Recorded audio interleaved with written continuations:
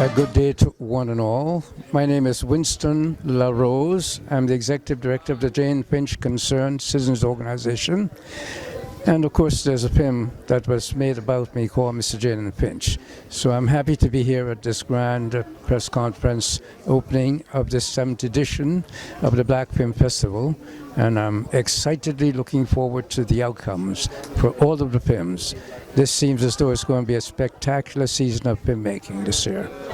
The film essentially is about the Jane Finch area of Toronto in the northwest part. And I've been working in that community for the last 25 or so years. The film was made to help document the role that I played in that area.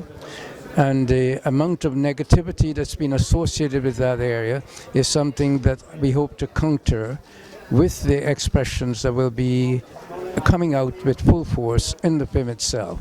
It's a beautiful story about a great people that live in Toronto that has been treated so badly in earlier years, and one in which we felt it was long past due that they get the kind of recognition that is so important. I particularly want to thank the filmmakers, though, Miss Gary Conte-George, and our director, Miss Alison Duke. And Alison has been making some very profound films in our series. And this one I expect will be able to get some attention. Certainly will bring a spotlight onto the Jane Finch, one that has been long deserved and has been missing for a while. The festival today is certainly one that's remarkable.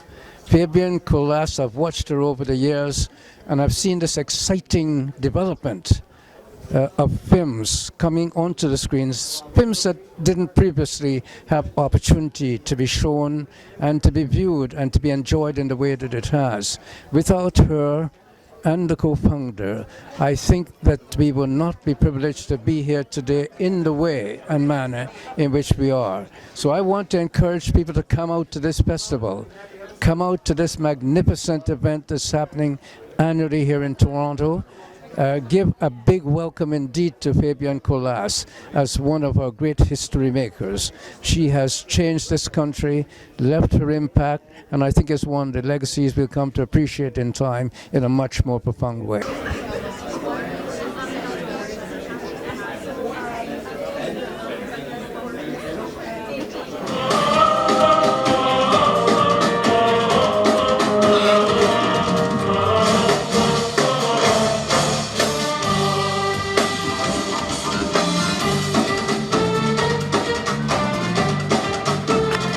Having to see like new kids. I think it was great because we got to see films like for kids, and it was a really great opportunity to really kind of just see cultural differences from around the world. Mm-hmm. And what do you think people should expect? Why should parents bring their kids to this festival? How important it is? It's very kid friendly, and there's going to be a bunch of games, and you can learn new people. Well, not learn new people. You can learn things about new people and meet new people. The Toronto Black Film Festival is very diverse, and that doesn't come short with the Kids Film Festival. And you know, kids, they get to learn about things that are happening in the world, but it's explained in a child-friendly manner, so that they get a sense of what's going on. Fantastic. And you guys are going to be there every time, the whole day during the Kids Festival to welcome every kids, right? Fantastic. And they get to give you the presentation for each kid. Born in the wooden shrine. It is a way of communicating with God or invisible forces. C'est dans ce sang, dans le bain de sang, qu'il chasse les mauvais esprits.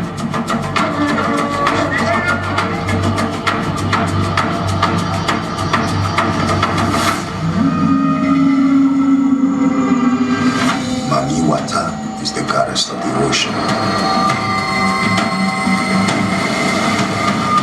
The voice of the ocean called out one of the adepts, and she was gone.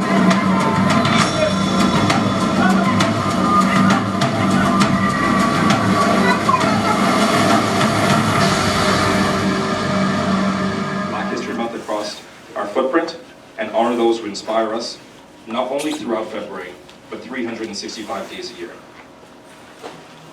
We are also equally committed to building an environment where every colleague and customer is valued, respected, and supported, and has the opportunity to be heard. Supporting diversity allows us to a society to facilitate knowledge, exchanges, and deepening mutual understanding. And this has increased the sense of understanding and leads to an increased sense of confidence. With a focus on creating dialogues that are reflective of all voices, our cultural diversity and bank's shared values, we honor the achievements and those that make a difference and hope to inspire the next generation of future leaders. Thank you very much for having us again. And now Anthony Farnell, Chief Meteorologist of Global News.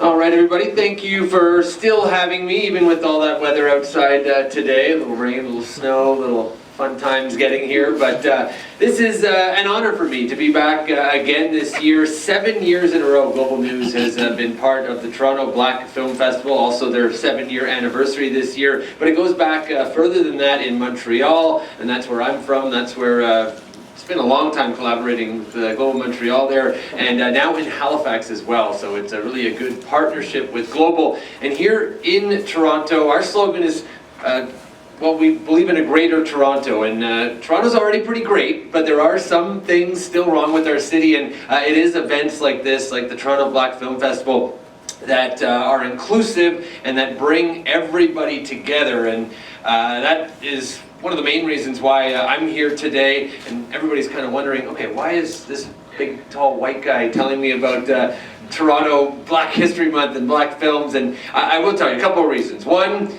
when Fabienne asked me to do something, I say yes. And if she asks you guys to do something, you should probably say yes as well. But that's not the only reason. Number two is since I started helping out and seeing a couple of the films, I really realized that this is not just for black people, black films for black people. It's black films and directors and actors and of course screenplays, but it's also inclusive of all different cultures all around the city, and Toronto is a very diverse area to begin with. Thank you to all our partners and to the media. It's because of media like you that we have such a great event, because we have in Toronto a very enthusiastic press, and we love that. So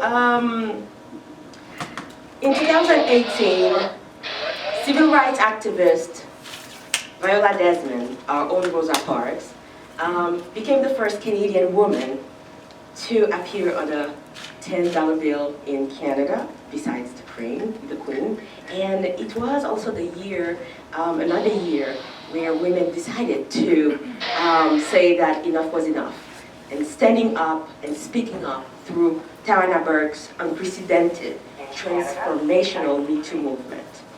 And 2019 now marks 215 years since the Haitian independence, when my own country became the first black independent nation on earth. And 2019 is also, as Anthony Farnell pointed out, the 15th edition of the Montreal International Black Film Festival, where everything started with this great movement that is now in Toronto and in Halifax. Who is the foreigner?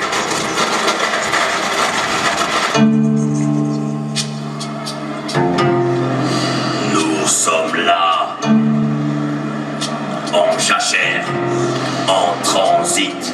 There's so many aspects to what language and art can do for making us feel at home in the world. Artists make language, images, sounds to bear witness, to shape beauty, and to comprehend. This conversation is vital to our understanding of what it means to be human. Who is the foreigner? Am I the foreigner?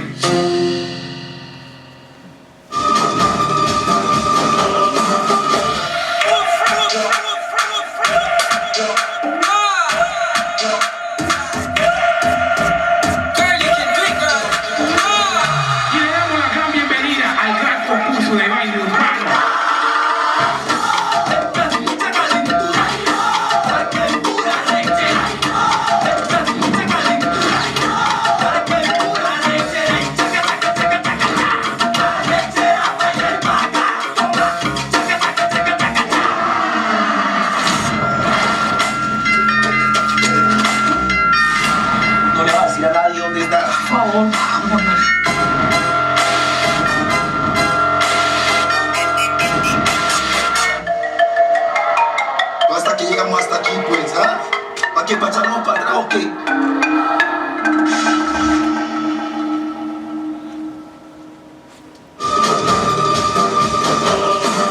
Newspapers write you off, polls write you off, but polls don't vote.